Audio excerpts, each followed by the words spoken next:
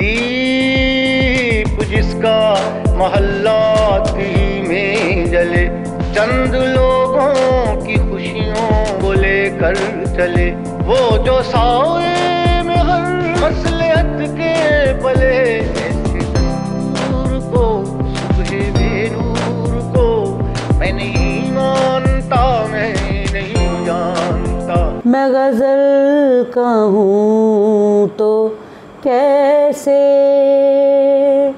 के जुदा हैं मेरी राहें। वो छाबड़ी एक होती है सर पे रख के, दालें हज़ारबन परांदे वगैरह ये सारे गली गली वो बेचा करती थी। जब जालिब साहब को पकड़ा जाता था, हम लोग किराए के एक फ़्लैट में रहते थे, बहुत गंदे से फ्लैट में रहते थे। खाने के लिए रोटी के लिए पैसे नहीं होते थे। खुश नसीब हूँ कि जालिब का खून मेरे अंदर है और मैं मेहनत मजदूरी कर रही हूँ और आज मैं करीम चलाती हूँ। आप लोगों के भी तनख्वाहें बंद की गई। ऐसे दस्तूर को सुबह बेनूर को मैं नहीं मानता, मैं नहीं जानता। कुछ तारुफ तो मैंने आपको करा दिया है, कुछ मैं करा देती हूँ उन शख्सियत का जो मेरे साथ बैठी हैं। और मुझे ऐसा लग रहा है कि मैंने अगर ज़िंदगी में कुछ भी कोई नेक काम किए हैं तो उसका मुझे सिला ये मिल रहा है कि मुझे आज इनके साथ बैठने का मौका मिला है और आज इनसे कुछ सीखने का मौका मिलेगा, क्योंकि ये इतनी बड़ी हस्तियाँ हैं। और अगर इनके वालिद की बात की जाए, वो इतनी बड़ी हस्ती हैं कि शायद मेरे जैसी अदना इंसान ये शायद ख्वाब में भी ना सोच पाती कि वो उनकी साहिबजादी के साथ आज बैठी है। ताहिरा जालिब मेरे साथ हैं और अपने वालिद की तरह बहादुर बेटी, अपने वालिद की तरह सेल्फ मेड, इज़्ज़त नफ्स का ख़याल रखने वाली, अपनी मेहनत से अपने ज़ोर बाजू से सब कुछ बनने वाली आज ये ख़ातून मेरे साथ हैं। और मेरे अल्फाज मुझे नहीं मिल रहे कि मैं किन अल्फाज में इनका तारुफ़ करा सकूं। इनका सबसे बड़ा तारुफ़ यही है कि ऐसे दस्तूर को सुबह बेनूर को मैं नहीं मानता, जो कहते थे, आज उनकी साहिबजादी मेरे साथ मौजूद है। अस्सलाम वालेकुम। वालेकुम अस्सलाम। वालेकुम अस्सलाम। आपका बहुत शुक्रिया। आपकी मैं सबसे पहले आपसे माजरत चाहती हूँ कि अगर मैंने कुछ भी अल्फाज इधर से उधर अरे कुछ गलत नहीं, किया, आपने बहुत मुझे इज़्ज़त दी है। आपका बहुत शुक्रिया कि आप यहाँ मेरे गरीब खाने में आई हैं। ये जालिब साहब का घर है और आप सब जालिब साहब के साथ प्यार करने वालों के लिए ये दरवाज़ा हमेशा से खुला है और खुला रहेगा। तो आपकी इज़्ज़त का, आपके प्यार का बहुत शुक्रिया। अच्छा ताहिरा जी, इससे पहले कि हम थोड़ा सा माजी में जाएं, मैं हाल से शुरू कर लेती हूँ। मुस्तकबिल के ऊपर तो हम बात करेंगे। अभी आप करीम ड्राइव कर रही हैं जी। इसमें मेहनत करने में तो कोई आर नहीं है और मुझे पता है कि मेहनत करने वाले को तो अल्लाह भी पसंद करता है, वो अल्लाह का दोस्त होता है। बिल्कुल अल्लाह का दोस्त होता है और अल्लाह मेहनत करने वाले को बहुत पसंद करते हैं, प्यार करते हैं। उनकी गायबी मदद भी होती है जो मेहनत करता है, जो मज़दूर बंदा होता है। और मैं तो वैसे भी आपको पता है कि मेरे वाले साहब एक मज़दूर आदमी थे और कभी ना उन्होंने किसी से मांगा, ना झुके, ना बिके, ना कभी कोई उन्होंने कभी किसी हुकूमत से डिमांड की। आपको पता है कि सब जितने भी हुकूमत में आए गए, जितने भी सियासतदान थे, वो सब जालिब साहब को ख़रीदना चाहते थे कि जालिब को हम लोग जो भी वो चाहते हैं हम लोग उनको दें, वो अपनी ज़ुबान बंद कर लें, जो कि हबीब जालिब साहब ने नहीं किया। इसी पादाश में उन्होंने जेलें काटी, मारे खाई, लाठियाँ खाई, सड़कों पे मारे खाई। इस पे फिर उन्होंने अपने बीवी बच्चों को इग्नोर किया मतलब उनको वो सोचते नहीं थे। वो कहते थे कि मैं आवाम के लिए पैदा हुआ हूँ, मैं आवाम का शायर हूँ और मुझे इसीलिए लोग अवामी शायर कहते थे और ख़िताब भी उनको दिया गया था शायर अवाम हबीब जालिब। तो मेरी वालदा एक बहुत बहादुर ख़ातून थी। उन्होंने हमें हमारी परवरिश की, हमें सिखाया, हमें समझाया कि बेटा आपके वालिद साहब जो हैं वो बेटा वो अपने माँ बाप की नहीं माने, तो वो आवाम के लिए उन्होंने सोचा हमेशा से, तो उन्होंने आवाम के लिए वो पैदा हुए हैं, उन्होंने आवाम का ही करना है। तो आप देखें, आपको फ़ख्र होना चाहिए अपने बाप के ऊपर कि वो क्या कर रहे हैं। ताहिरा जी, मैं माज़रत के साथ मैंने आपको यहाँ पे रोका। बहुत सारे बच्चे होते हैं, उनके वालिदैन लाखों करोड़ों की जायदादें छोड़ के जाते हैं, लेकिन कुछ आप जैसे कुछ खुश नसीब होते हैं जिनके जो वालिदैन होते हैं वो एक लेगेसी छोड़ के जाते हैं।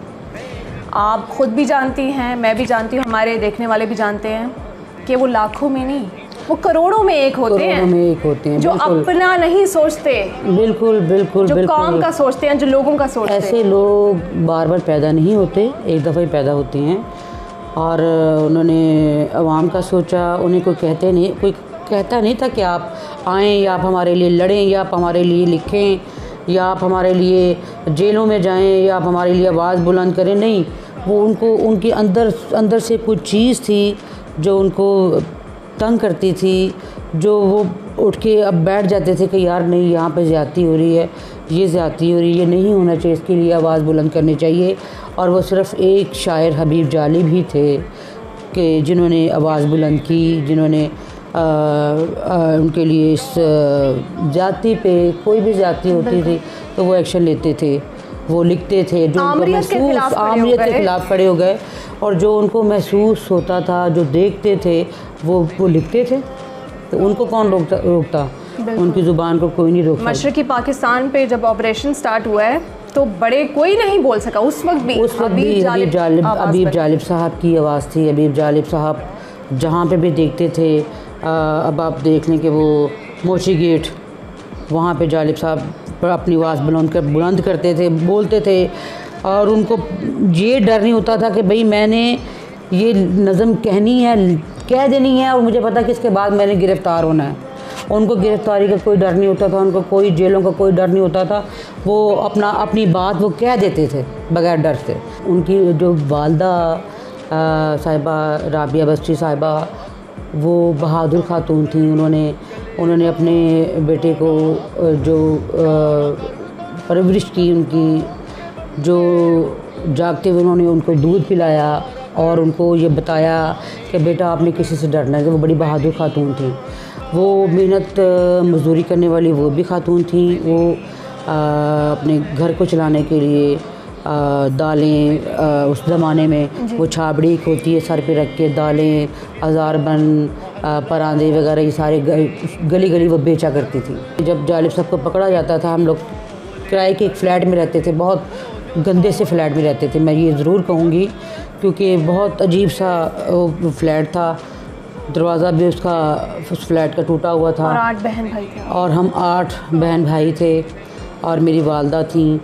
कहीं कभी भी किसी टाइम पे भी जालिब साहब को पकड़ लिया जाता था, गिरफ़्तार कर लिया जाता था, तो बाद में हम लोगों को ना मेरी वालदा के पास खाने के लिए पैसे होते थे, ना हमारे घर में कोई बैठने के लिए कोई फर्नीचर या चेयर या कुर्सी या कुछ भी नहीं। हमारे घर में जो चारपाइयाँ थी वो उसके नीचे ईंटें रखी होती थी। मतलब बड़ी गरीबी थी, बहुत गरीबी थी। ये पूरी दुनिया को पता है, जालिब साहब के दोस्तों को भी पता है। तो जिस तरह से हम लोगों ने सर्वाइव किया, हमारे नेबर्स में लोग रहते थे, वो जालिब साहब को जानते थे। हमें सब देखते थे कि इनका भाई आए दिन इनके अपना वालिद साहब को, जालिब साहब को पकड़ लिया जाता है, जेल में डाल दिया जाता है। कभी कहीं पे उनको मार पड़ रही होती है, कभी कहीं पे उनको लाठियाँ पड़ रही होती हैं। ख़वातीन के जलसा हो तो वहाँ पे जालिब साहब को लाठियाँ पड़ रही हैं और गिरफ़्तार कर लिया गया। कहीं से भी कभी भी जालिब साहब को पकड़ लिया जाता था, और हम लोग हाथ पे हाथ रख के बैठे होते थे कि अब हमने खाना कहाँ से खाना है। फिर ये होता था कि बाज़ार में जितनी भी शॉप्स वाले, दुकानों वाले, वो उनको पता होता था कि भाई जालिब साहब पकड़े गए हैं, तो वो जालिब साहब ने कहा होता था उनको कि भाई मैं अगर पकड़ा जाऊं तो मेरी बीवी बच्चों का ख्याल रखना आपने। फिर वो उधार हम लोगों को सामान खाने पीने का देते थे, और वो जालिब साहब जब आते थे तो वो फिल्मों के गाने लिखते थे, जो पैसे मिलते थे वो उधार फिर वो चुकाते थे, वापस करते थे। और नेबर्स जो थे हमारे आसपास रहते थे, वो हम लोगों को खाना आके देते थे कि जी आप खाना खा लें। और ना हम लोग पढ़ सके, हमारी पढ़ाइयाँ जितना भी हम लोग पढ़ सके उतना अपनी माँ के सर पे पढ़े हैं। और आपको पता कि जो हालात थे पहले के, ना हम एक समझ लीजिए कि खाने के लिए, रोटी के लिए पैसे नहीं होते थे, तो पढ़ना कैसे, कहाँ से। जालिब साहब ने अपनी सारी ज़िंदगी अवाम के लिए वक्फ कर दी। ठीक है, हमें जितना भी पढ़ाया, जितना भी हम लोग आज बात कर पाते हैं, कर सकते हैं, तो वो सिर्फ अपनी वालिदा की वजह से। वालिद साहब के लिए हम लोगों ने कभी नहीं ये सोचा कि उन्होंने हमारे लिए कुछ नहीं किया या हमारे लिए कुछ बनाया नहीं। तो हम लोगों को बहुत इस बात से फ़ख्र महसूस मैं करती हूँ। मैं खुद बहुत खुश नसीब हूँ कि जालिब का खून मेरे अंदर है और मैं मेहनत मजदूरी कर रही हूँ। और आज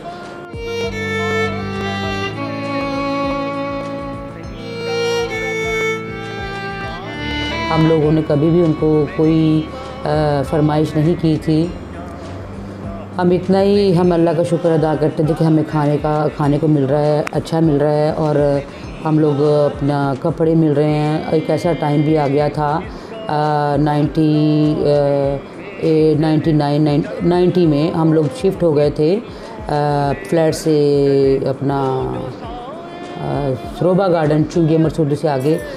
जालिब साहब के दोस्तों ने मिल के सब ने मुशायरा किया था। तो उस मुशायरे में जालिब साहब से पूछे बगैर टिकट लगा दी थी कि जालिब साहब ने तो अपने बच्चों के लिए कुछ करना नहीं है, अपनी बीवी के लिए कुछ करना नहीं है, तो क्यों नहीं हम इनके लिए एक मकान बनाएं जो जालिब साहब का अपना हो, जो जालिब साहब के अपने बच्चों का हो, जिसमें वो आसानी ईज़ी आराम से रह सकें, ज़िंदगी बसर कर सकें।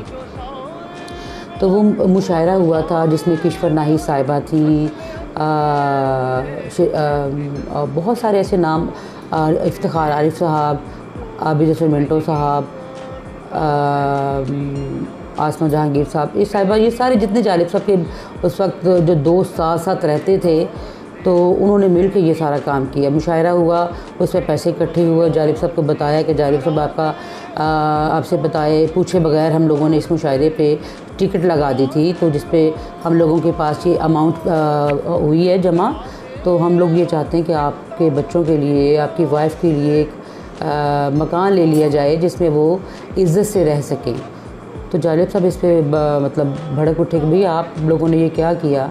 तो अगर आपने ये किया ही है, तो उन्होंने कहा जालिब साहब हम लोगों ने कोई किसी से मांगा नहीं है, आपके मुशायरे पे हम लोगों ने ये टिकट लगाई, तो ये पैसे इकट्ठे हुए हैं, तो किसी का कोई एहसान नहीं है आपके ऊपर, आपके बच्चों के ऊपर। तो फिर भी जालिब साहब ने ये कहा था कि भाई मैं अपने नाम पे कोई ऐसी जायदाद नहीं बनाना चाहता। मैं जैसे मैं आया हूँ दुनिया में वैसे ही मैंने वापस जाना है। तो मेरी बीवी के नाम पर अगर आप कर सकते हैं तो मेरी बीवी के नाम पे आप कर ले लें जगह। मैं नहीं, मेरे नाम पे ये काम ना कीजिएगा, क्योंकि मुझे फिर मुश्किल होगी बाद में कि अगर मुझे कोई पकड़ता है तो मुझे कोई ब्लैकमेल करता है कि जी आपका हम मकान ज़ब्त कर लेंगे, अपनी ज़ुबान बंद कर लें। मेरे नाम पे ना कोई जायदाद होनी चाहिए, ना कोई मेरे नाम पे कोई ऐसी जगह ऐसा पैसा है मैं नहीं इकट्ठा करना चाहता, मैं किसी से नहीं लेना चाहता। जब उनकी डेथ हुई तो मैं मैट्रिक में थी, तो सारी ज़िम्मेदारी मेरे ऊपर आ गई, छोटे भाई के ऊपर आ गई। जालिब साहब के जाने के बाद जो 2 भाई थे वो अपनी अपनी बीवियों को प्यारे हो गए। यही कहूँगी, जालिब साहब अल्लाह को प्यारे हो गए और भाई मेरे बीवियों को प्यारे हो गए। तो वो तब से 28 साल हो गए हैं, वो अपनी अपनी बीवी बच्चों के पास ही रहते, पास ही। लेकिन उन्होंने कभी आज तक पूछा नहीं हम लोगों को कि हमारी बहनें किस हाल में हैं, कैसी हैं। मेरे अंदर बड़ी हिम्मत है, मैं बड़ी हिम्मत से काम कर रही हूँ और कभी नहीं ये सोचा कि मैं हबीब जालिब साहब की बेटी हूँ और मैं अपना तारुफ़ करवाऊँगी। जी मैं, आपको पता है मैं कौन हूँ, मैं हबीब जालिब की बेटी हूँ, मेरा ये काम होना चाहिए, मुझे ये देना चाहिए या आप मेरा ये काम करें। मैंने कभी भी ये नहीं किया। वालदा ज़िंदा थी तब मैं अपनी वालदा के लिए पीपल्स पार्टी का मैं शुक्रिया अदा करती हूँ और नून लीग का भी करती हूँ कि उन्होंने मेरी वालदा का इलाज ज़रूर करवाया और एक 25,000 का उन्होंने एक वजीफ़ा लगाया हुआ था जो शायरों के कोटे से मिलता था। तो वो भी मेरी वालदा जब तक ज़िंदा थी उनकी ज़िंदगी में ही मैंने वो वजीफ़ा बंद करवा दिया था। वो क्यों करवाया था कि एक 25,000 का वजीफ़ा जो शायरों के कोटे में से शहबाज शरीफ साहब देते थे, उसके लिए मुझे 25,000 चक्कर लगाने पड़ते थे। जो उनके टेस्ट जब जितनी भी हुए हैं, उनकी जो मेडिसिन जितनी भी मैंने ली वो सारे मेरे पास अभी भी रिकॉर्ड पड़ा है, वो मैं अपने पास से लेके आती रही हूँ जी। ये देखें ना कि अगर पीपल्स पार्टी ने भी उनको एडमिट करवाया, नून लीग ने भी अगर करवाया, तो मैं मेडिसिन कहाँ से आती रही है, वो देते रहे हैं, नहीं मैं करती रही हूँ। मैं आपको अपना बताना चाहूँगी और बड़ी फ़ख्र से बताना चाहूँगी कि मैं अपने हाथों से कमा रही हूँ, मेहनत कर रही हूँ, अपने घर को चला रही हूँ। आपने मेरा घर देख लिया है कि किस तरह से है। मैं बड़ी मुझे तसल्ली है इस बात की कि मैं अपने हाथों से कमा के कम से कम चला रही हूँ, खा रही हूँ। ताहिरा जी आप नहीं बता रही हमारे व्यूअर्स को, जो कि मैं बता देती हूँ कि मैं काफ़ी दिन से ताहिरा जी का इंटरव्यू करना चाह रही थी, लेकिन बीमार हैं ताहिरा जी, शुगर भी है और थायराइड का मसला भी है, सर्जरी के लिए भी जाना है।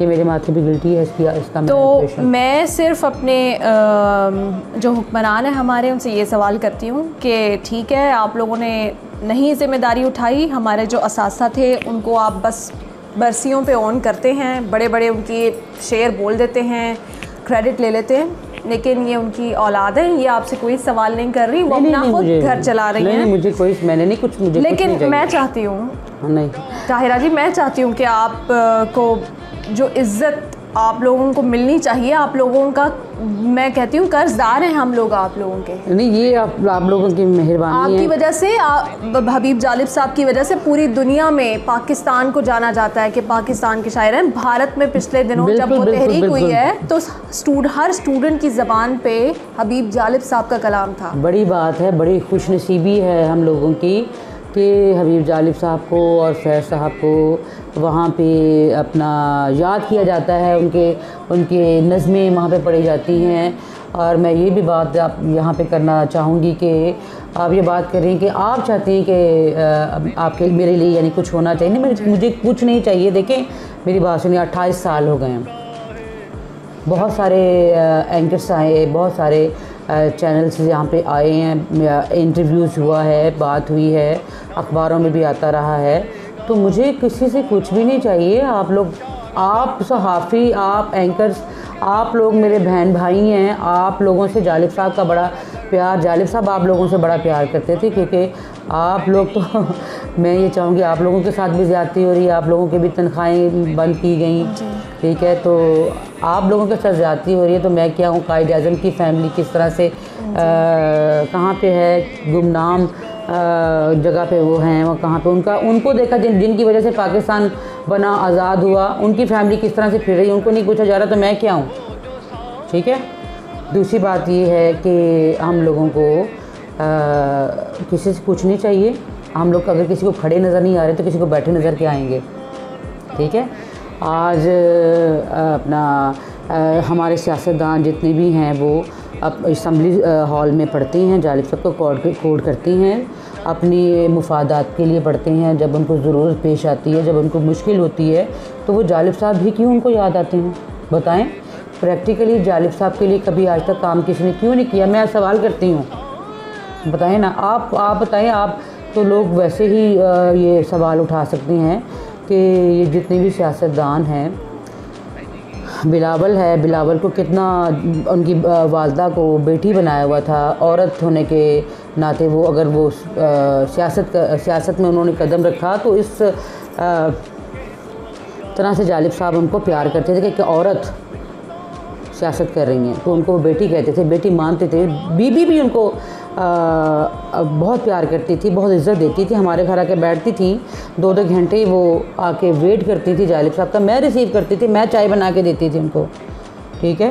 तो अब पीपल्स पार्टी को नहीं पता कि जालिब साहब के लिए कुछ होना चाहिए। वो बिलावल भी पढ़ते हैं, शहबाज शरीफ साहब भी पढ़ते हैं, हर बंदा मैंने देखा है कि जालिब साहब को पढ़ता है। तो जालिब साहब के लिए प्रैक्टिकली काम क्यों नहीं करते हम लोग? अपने लिए मैं नहीं कि हमारे लिए करें, नहीं, ये नहीं, जालिब साहब के लिए कि जालिब साहब बहुत बड़े शायर, जालिब साहब ने बड़ी कुर्बानियाँ दी हैं। जालिब साहब को पूरी दुनिया में माना जाता है, पूरी दुनिया के वो शायर, अवामी शायर अवाम। तो मुझे ये बताइए कि जालिब साहब के लिए कोई लाइब्रेरी होनी चाहिए, कोई हॉस्पिटल उनके नाम पे होना चाहिए, उनका कलाम शामिल निसाब होना चाहिए, और किसी यूनिवर्सिटीज़ में बहुत सारी यूनिवर्सिटीज़ हैं, किसी कोई चेयर रखनी चाहिए उनके नाम पे, क्यों नहीं हुआ उनके नाम, उनके लिए काम क्यों नहीं हो रहा। खान साहब ने तो सही कहा था कि गरीब मार दूंगा, गरीबों को ख़त्म कर दूंगा। वो तो गरीब तो ख़त्म हो रहे हैं। वो महंगाई उन्होंने इतनी ज़्यादा कर दी है कि हमारे लिए मुश्किल हो रहा है कि हम लोग अपनी खाने पीने का कहाँ से करें, हम अपनी मेडिसिन का कहाँ, मेडिसिन भी बहुत ज़्यादा महंगी हो गई हैं। हर चीज़ हमारा चलना फिरना सड़कों के ऊपर महंगा हो गया है, हमारा सांस लेना महंगा हो गया। किससे बात करें, किसकी तरफ जाएं। और दूसरी बात ये कि मुझे आप कह रहे हैं कि जी सियासत की तरफ आप जाएं, आपको किसी की तरफ से ऑफ़र हुई या नहीं हुई। मुझे लोग बातें करते हैं, मुझे कहते हैं कि जी आप पीपल्स पार्टी को ज्वाइन करें। तो पीपल्स पार्टी को मैं खुद कैसे ज्वाइन करूं, आप मुझे बताइए। इन लोगों को खुद को देखना चाहिए, इन लोगों को खुद सोचना चाहिए। अच्छा ताहिरा जी, चूँकि आपने आगे डॉक्टर के पास भी जाना है, जी जी तो जी बिल्कुल, बस बिल्कुल। आखिर में मैं ये चाहूँगी कि कोई ऐसा कलाम जो आप जब उदास होती हूँ या जब आप अपने वालिद को याद करती हूँ या जो लोग आपसे बहुत फरमाइश करते हो आप पढ़ना चाहें हमारे लिए। हाँ, वो एक कलाम है, दस्तूर तो सब लोग पढ़ते हैं, दीप जिसका महल्ला थी में जले। तो मैं वो जालिब साहब की गज़ल है जो फैज़ साहब के कहने पे लिखी थी जालिब साहब ने। जालिब साहब को फैज़ साहब ने कहा था कि जालिब इनकलाबी शायरी तो बहुत हो गई, अब एक गज़ल होनी चाहिए। तो जालिब साहब ने वो गज़ल किस अंदाज़ में लिखी, क्या लिखा, क्या कहा, वो भी आपको मैं सुना देती हूँ। मैं गज़ल कहूँ तो कैसे के जुदा हैं मेरी राहें, मेरे इर्द गिर्द आंसू, मेरे आस पास आहें। मैं गज़ल कहूँ तो कैसे। बहुत खूबसूरत। और आपकी आवाज़ में कुछ मैं ये तो नहीं कह सकती कि हबीब जालिब साहब की आवाज़ का जो सोच था वो तो मैचलेस है, वो तो बिल्कुल भी नहीं, हो ही नहीं सकता। मैं तो वो तो हमारे जो रोंगटे थे वो खड़े हो जाते हैं आज भी जब हम सुनते हैं। लेकिन बहुत खूबसूरत। मैं जालिब साहब को सुनती हूँ और मैं भाई बिल्कुल, मैं उनकी तरह तो बिल्कुल भी नहीं पढ़ सकती। मैं सिर्फ उनको सुनती हूँ, उनको सिर्फ थोड़ा सा कॉपी करने की कोशिश करती हूँ कि थोड़ा सा आप लोगों को में जालिब ज़िंदा रहें। वैसे तो वो ज़िंदा हैं, वो रहेंगे, लेकिन उनका तरन्नुम मैं चाहती हूँ कि वो ज़िंदा रहे। वो उनका एक और वो जो दस्तूर है वो भी मैं आपको थोड़ा सा वो भी सुना देती हूँ। दीप जिसका महल्ला ही में जले, चंद लोगों की खुशियों को लेकर चले, वो जो साए में हर मसलहत के परे, ऐसे दस्तूर को सुबह बेनूर को मैं नहीं मानता, मैं नहीं जानता। फूल शाखों पे खिलने लगे, तुम कहो जाम रिंदों को मिलने लगे, तुम कहो चाक सीनों के सिलने लगे, तुम कहो इस खुले झूठ को, ज़हन की लूट को मैं नहीं मानता, मैं नहीं जानता। दीप जिसका महल्लात ही में जले, चंद लोगों चंद लोगों की खुशियों को लेकर चले। बहुत खूब, बहुत खूब, बहुत शुक्रिया ताहिरा जी, बहुत सही दुआएं आपके लिए। बहुत शुक्रिया, थैंक यू वेरी मच।